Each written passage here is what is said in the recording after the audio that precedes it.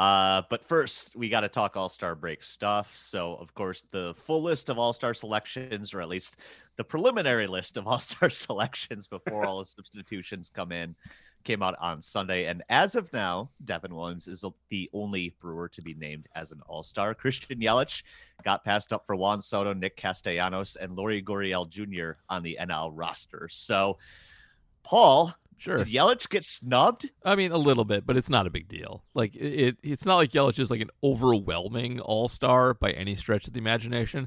Should he have made it? Probably yes. Part of that is he is still one of the best defenders in left field, which is again like being the best bullfighter in Alaska. Like it doesn't matter that's the case. But yes, he was snubbed. Yes, that's correct. But it's not a huge deal. It's within the margin of error for outfielders, for left fielders. So yeah, you want to complain about it, go nuts. Nobody will hear you because it's on Twitter and you can only see 600 tweets a day. But he snubbed, but not a big snub. This is not a huge deal. Yeah, I stopped getting upset about All-Star stuff for the most part, like a long time ago, and I don't need another thing to get upset about. Absolutely so not. It just like he will probably end up on the team unless he tells them, hey guys, don't put me on because I want to go on vacation. So, and that would be perfectly legitimate if he just said, I don't need to go, let some young guy go who's going to appreciate it more than me. I think this is a Keith Law thing, and if it's not, I apologize, but it makes the point frequently that this shouldn't actually be a half-year stat or metric.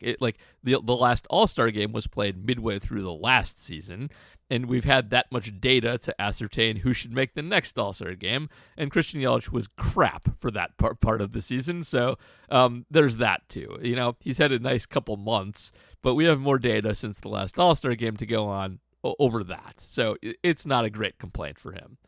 Yeah, no, that's exactly a Keith Law point, and I don't really care enough to like get into a heated thing about it. I don't care. No, it doesn't matter for it. Brian LaHare made the All-Star team. Who gives a shit? Right, exactly. It's that's exactly right. So let's just move on. All right. Well, Christian Yelich may not be All-Star quality, at least according to you guys, but My Only Lemonade has a different question here. Boy.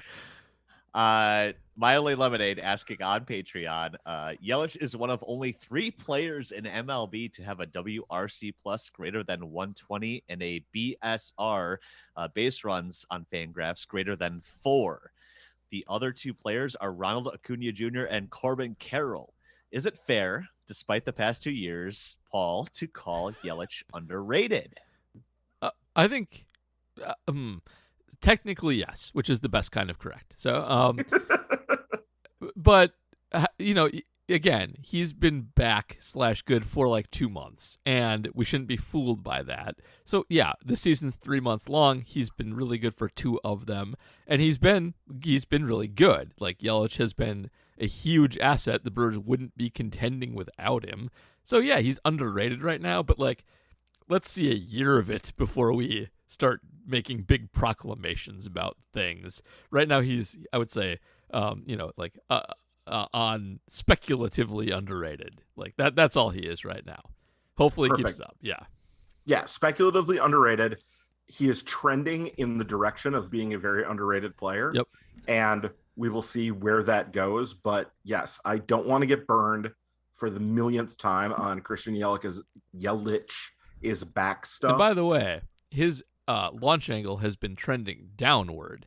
Now he's been beating the absolute crap out of the ball. His barrels are way up, the highest they've been since the COVID season, and so he is hitting the ball hard more than ever, line driving it. But he has been. I pay attention to this every week. When we start the podcast, James reads the intro. As soon as James reads the intro, I pull up Savant for Christian Yelich and I look at it, and he's down 2. I should just toss to you for the weekly Yelich. He's down 2 degrees of launch angle over the last month, which is a lot. So keep that in mind. But the amount that he is barreling the ball has not changed. It's still very, very high. So it's hard to understand. So